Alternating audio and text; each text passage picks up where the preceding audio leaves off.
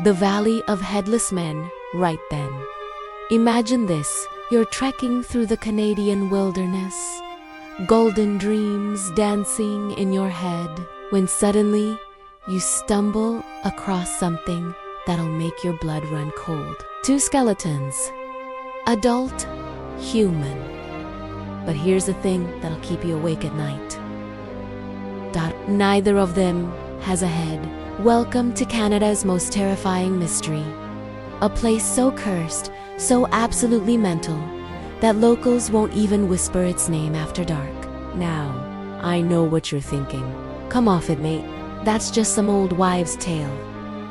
But hold on to your hat, because what I'm about to tell you is documented, verified, and frankly, absolutely bonkers. We're talking about a valley where grown men vanish like morning mist, where experienced hunters turn up as headless corpses, and where something unnatural has been collecting human heads for over a century. This isn't just any old ghost story, bruv. This is the Valley of Headless Men. And by the end of this tale, you'll understand why the Canadian government literally turned it into a no-go zone. Because sometimes, just sometimes, there are places on this earth that mankind simply wasn't meant to explore. Picture this, right? Decades before your great-great-granddad was even a twinkle in someone's eye, the indigenous Dean people had already marked this valley as cursed territory. These weren't superstitious folk, mind you. They were survivors, people who'd thrived in one of the harshest environments on Earth. But when it came to the South Nahanni Valley, they wouldn't go near it with a 10-foot pole. The Dean elders spoke of bad juju hanging over the place like a toxic fog. They detailed their children stories that would make their hair stand on end. Tales of a malevolent presence that watched from the shadows, waiting, hunting. It wasn't just fear. It was bone-deep knowledge passed down through generations. This place was wrong, fundamentally, terrifyingly wrong. But you know how it is, don't you? There's always someone who thinks they know better.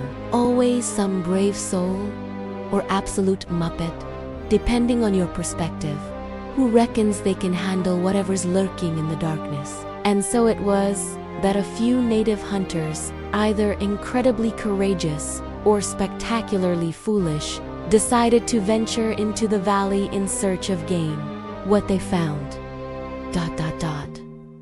Well, let's just say it wasn't deer. These seasoned hunters, men who could track a whisper through a hurricane, came stumbling back with tales that would make Stephen King jealous, frightening shrieks that seemed to echo from nowhere and everywhere at once.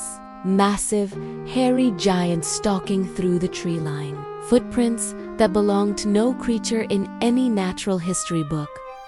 But here's where it gets proper mental.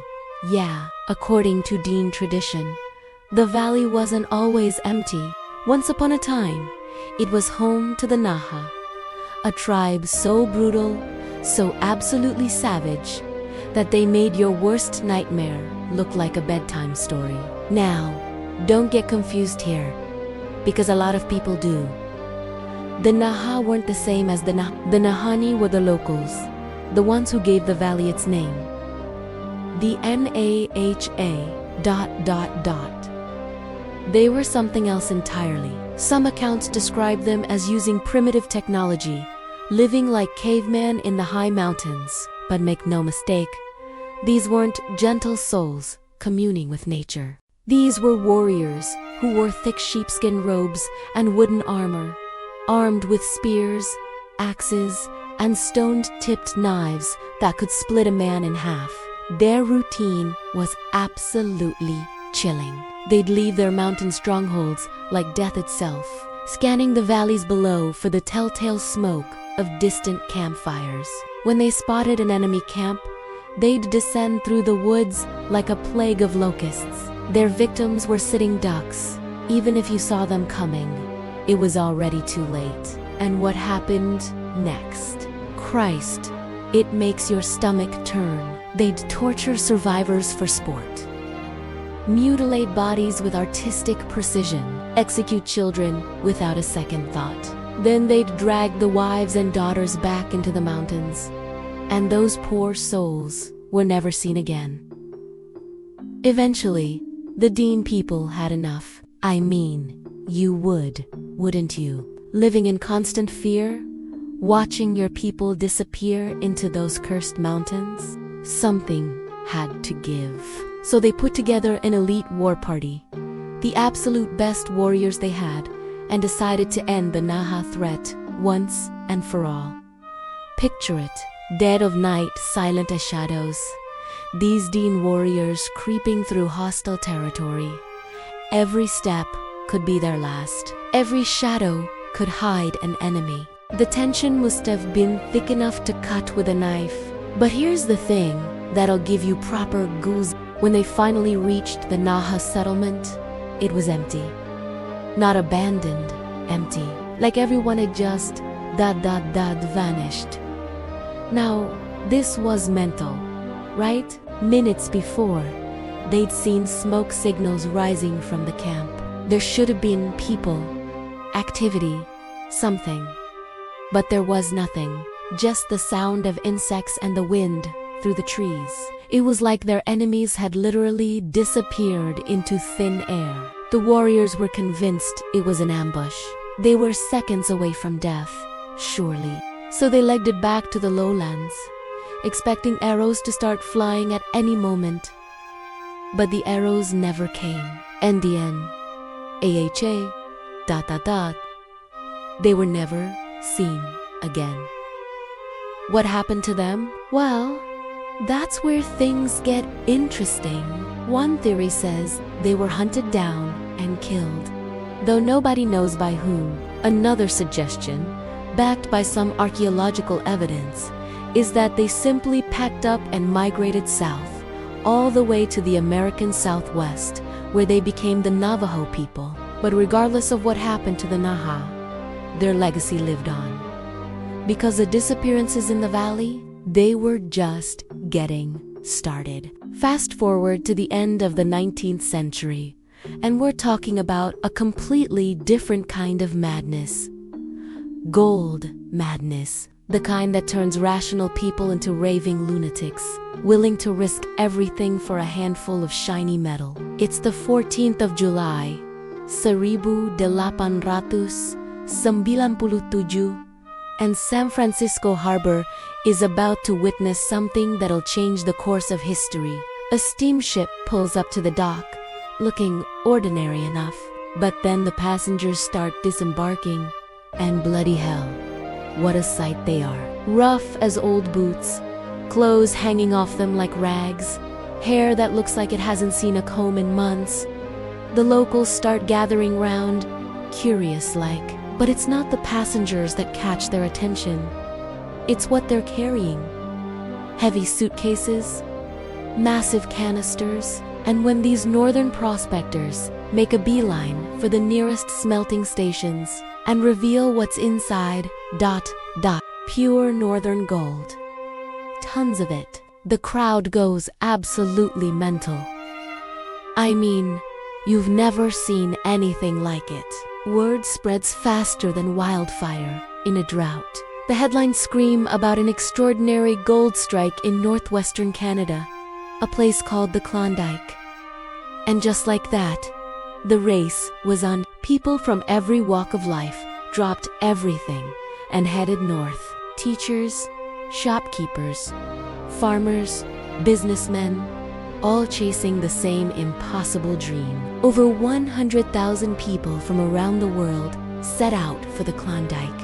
About 30,000 actually made it to their destination.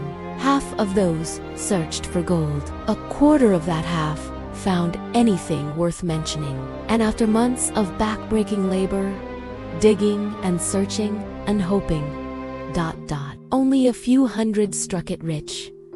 But here's the thing that should have set off alarm bells. Every single person who went gold digging came back with the same kinds of stories. Strange tracks in the woods that looked like they belonged to mammoths. Mysterious white deer that seemed to glow in the darkness. Springs that were ice cold in summer and warm in winter. Captain Samuel of the American military swore he encountered creatures that defied explanation.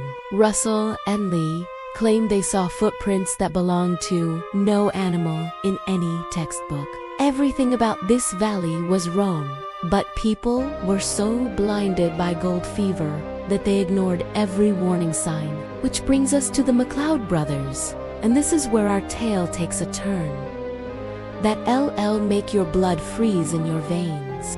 One day in 1903, Fred McLeod bumped into a tall Nahanni hunter who was paying for his goods with raw gold. Fred could hardly believe his eyes. He'd heard the stories about the Klondike Rush, sure, but seeing actual gold nuggets in someone's hand, that was different. When the hunter revealed where he'd found his treasure, Fred didn't waste any time.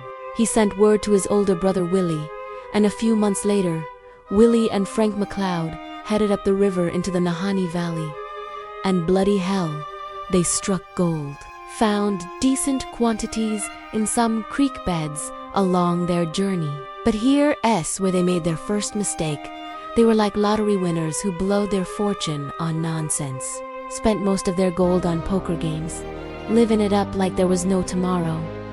But gold fever is like a drug, isn't it? Once you've had a taste, you can't stop. So the brothers decided to go back, convinced that lightning would strike twice. This time, their younger brother, Charles, tagged along. They even met another search party along the way. Some Dean and Indians who had success finding gold nuggets worth $3 each. Now, $3 might not sound like much to you, but back then, that was serious money. The brothers found some gold on this second trip as well. But on the journey home, they mysteriously lost it all. Every last nugget. But they weren't worried. They knew where to find more. It was like having a cheat code to life. Come spring, Frank and Willie were ready for another expedition. This time Charlie stayed behind, but they had a new partner, Robert Weir, a Scottish steamboat engineer who'd been supplying the McLeod family. When he agreed to fund the search, the brothers thought they'd hit the jackpot. That winter, they headed into the valley once again. Frank, Willie, and Robert, chasing dreams of unlimited wealth. They never came back.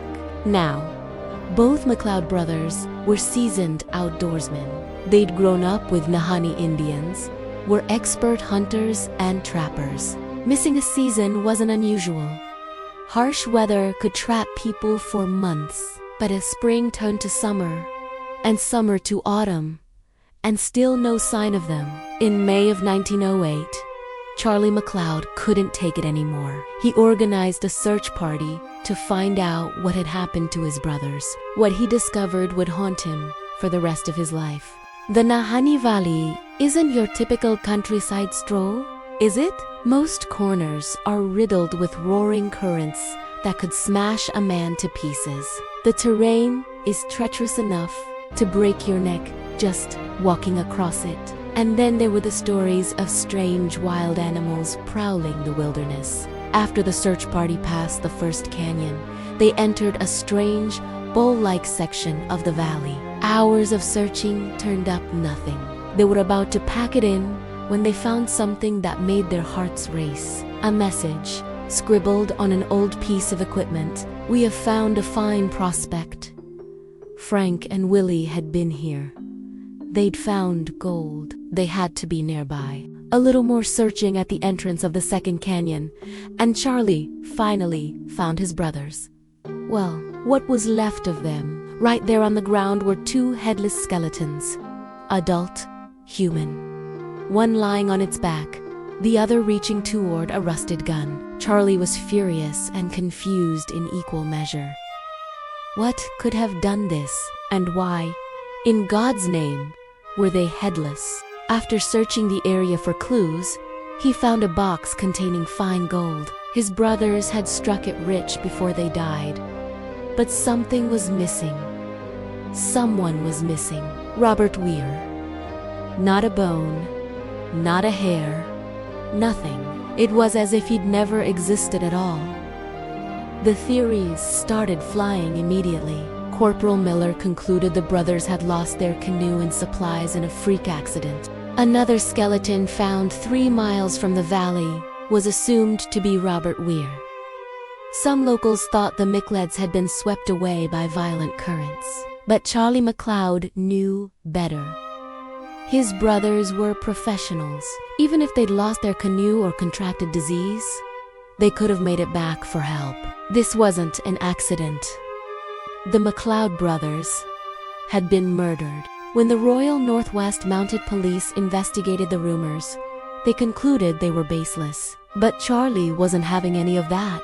He was going to track down every lead, follow every whisper, until something broke. One such rumor led him up the Pacific coast to Ketchikan, Alaska. He'd learned that Robert was living in Vancouver, so off he went, and incredibly, amazingly, he found him. Over drinks, Robert told his version of events, claimed they'd encountered hostile Indians in the valley, been shot at and harassed at every turn. Eventually, they'd decided to part ways, splitting their gold. Charlie didn't believe a word of it, but he had no proof. So, he kept visiting Robert, trying to get more information about his brother's disappearance. Charlie returned to inspect his brother's skeletons, and after convincing himself that Robert was responsible, he headed back to Vancouver for justice. But Robert had vanished like smoke. Years passed. Charlie bought a farm in Alberta and tried to live a normal life. Then, in a twist of fate, he learned that Robert was working nearby. Tracking him down would be easy. Charlie had been doing it most of his life. He found Robert at a farmhouse. The moment Robert saw him, he ran. It was a brief chase through trees and dirt before Charlie caught up. Robert locked himself in a barn and put a gun to his head. The shot caused the barn to burn down, taking any evidence with it. Now, what do you think? Was Charlie right? After all, Robert did run. You don't do that unless you're guilty of something, do you? But let's rewind to 1908. Just a few months after the McLeod brothers met their grisly end, word had spread that these brothers had found gold. Maybe they just weren't qualified for the journey? Maybe that's why they died? Couldn't be me. Thought more than one would-be prospector. A handful of people heard the news and began their own search for the lost gold. And they met the same headless fate as the brothers. Before long, the valley would be renamed the Headless Valley because of the sheer number of headless corpses turning up. But remember, many people had disappeared before the McLeod brothers. What about them? What caused their disappearance? And more importantly, what was making people headless? The following year, Martin Jorgensen went into the valley searching for lost gold. Early accounts describe him as healthy and an expert woodsman. He searched and searched, but came up empty-handed. In 1913, Martin partnered up with Poolfield, another gold seeker. According to the story, Martin was separated from his party for unknown reasons. Now, there are several versions of what happened next. But when you strip away all the conflicting details, you're left with 2 consistent facts. 1. Martin's cabin was reduced to ashes. 2. His skeleton was found headless on September 28, 1914.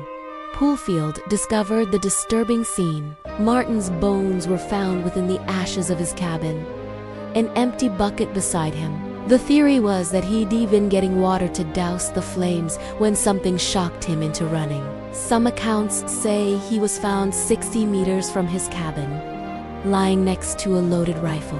Others describe signs of a desperate fight for his life. But one detail remained consistent across every version of the story. Martin's skull was nowhere to be found. These were Poolfield's own words about the discovery. After rooting around for a while, there seemed to be a pretty well-cut-out trail leading up the river, so I started following it. About 45 meters from the cabin, there was a bunch of large spruce, and the trail made a short turn around it. Just here, I found an axe in the trail. A picked it up, and just around behind the tree, I found Martin's bones, or what was left of them. His gun lay close by, loaded and cocked. We never found his skull, although we stayed all next day to examine the place. How Martin was killed remains a mystery to this day. Throughout the 20th century, hundreds of thousands of people searched for the lost gold mine in the Nahanni Valley. One of the most persistent was Albert File, who spent 35 years of his life, from 1927 to 1962, making 8 separate journeys into the valley. Albert was famously quoted as saying, "I'll be dead or drowned before I quit." Talk about tempting fate. His search came to a sudden halt in 1972 when the Canadian Prime Minister designated Nahanni Valley as a national park. 2 years later, it was inscribed on the World Heritage List. No more gold expeditions allowed, but by then, we considered only 2 angles to this mystery, that the deaths were caused by hostile humans or wild animals. There was a third angle that sent chills down people's spines. Within the lore of the Naha Tribe and the Nahanni people, some legends described a curse hanging over the valley, specifically its gold. The rate at which people disappeared was unheard of. Perhaps there was something more sinister at work here. After Martin Jorgensen's death, many began to speculate that there was something supernatural in the valley. Frank, Willie, Martin, and countless others had encountered this entity and lost their heads shortly after. For some years, the possibility of such a curse kept many prospectors at bay. The warning was clear.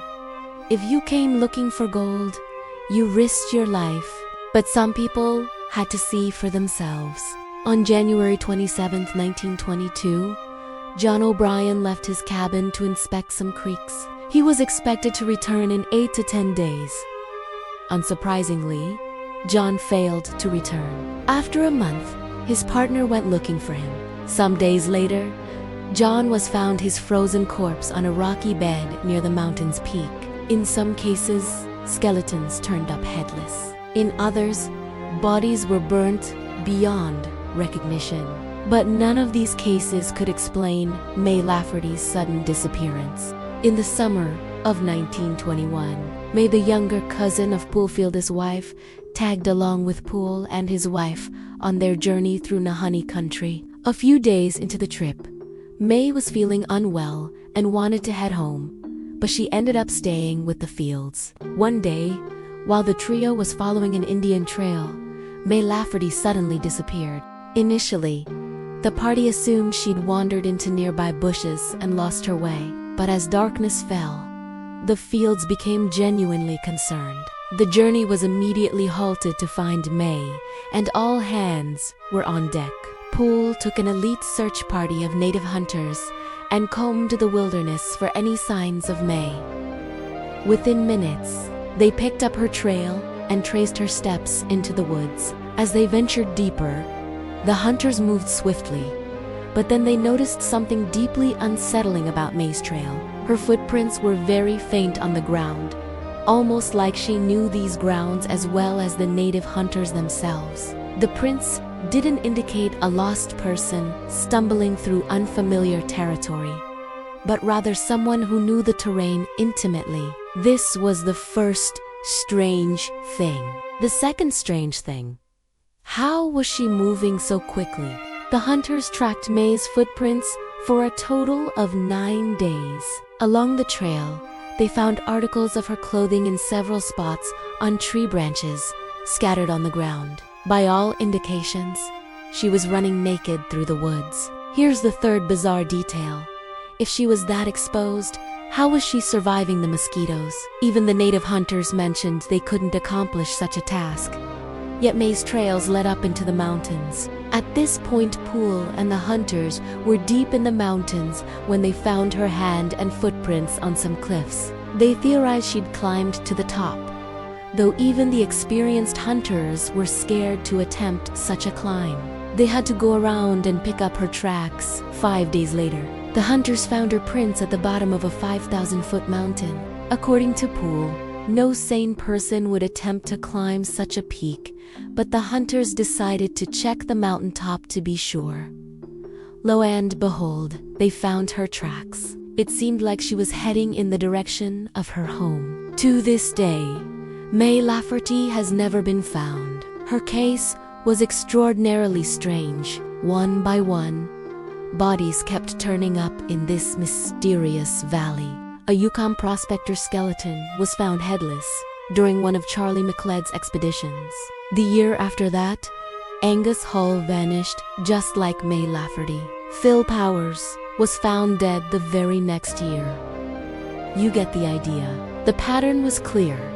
If you went to Nahanni Valley searching for gold, fur, or valuables, you'd probably lose your head or vanish without a trace. Some reports even recorded that certain gold seekers went mad, though the reasons why were never clearly stated. Over several decades, theories began to surface. The most prevalent was that the Nahanni Valley was haunted by ghosts and spirits. According to the Dean, the spirit they feared most was the one that dwelt in the South Nahanni River. As the tale goes, on windy nights, this spirit could make men vanish like smoke, and you could sometimes hear it wailing in the canyons. But that was nothing compared to the greater spirits. To understand what was truly happening in the valley, you need to grasp the Dean belief system. The Dean believed certain spirits roamed the area. The spirit of cold, which would explain the random cases of people suddenly freezing to death and excessive snowstorms that appeared out of nowhere. The spirit of heat, which could explain the several cabin fires found in the valley.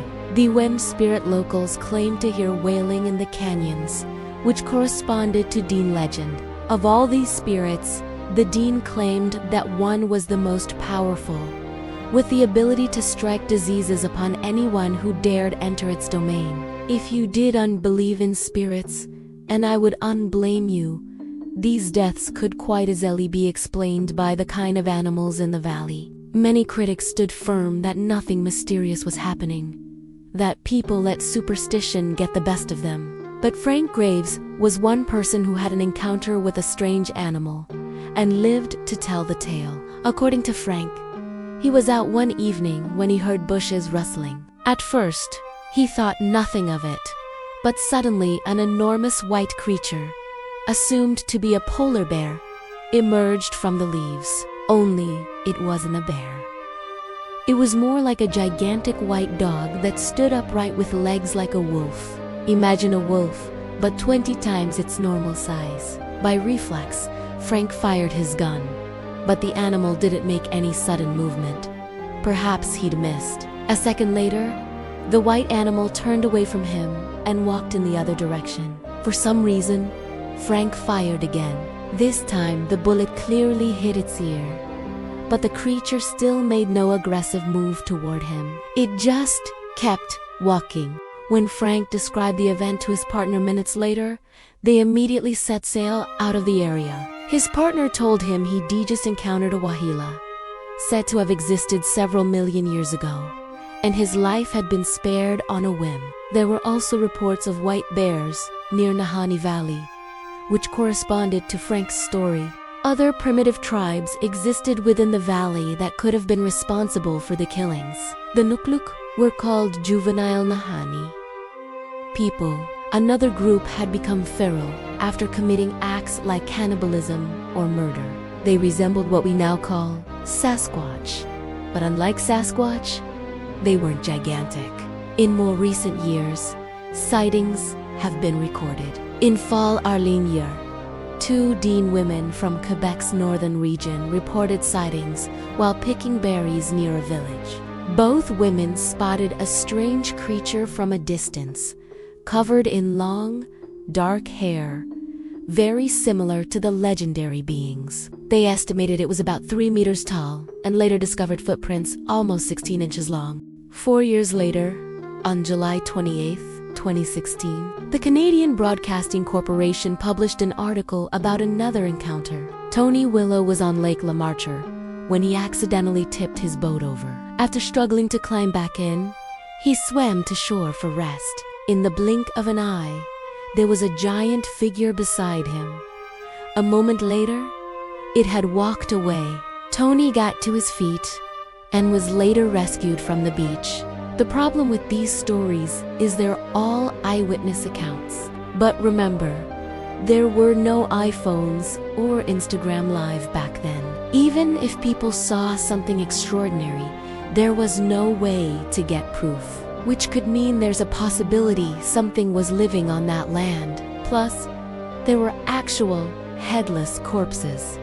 There was no faking that. Something was out there that had a taste for human heads. I have so many questions about the Valley of Headless Men. Brilliant name for a metal band, by the way. But unfortunately, we'll never know the full truth since the government made it a protected area. Or maybe, just maybe. That's exactly why they made it one. So, there you have it. The first part of our journey into Canada's most terrifying mystery.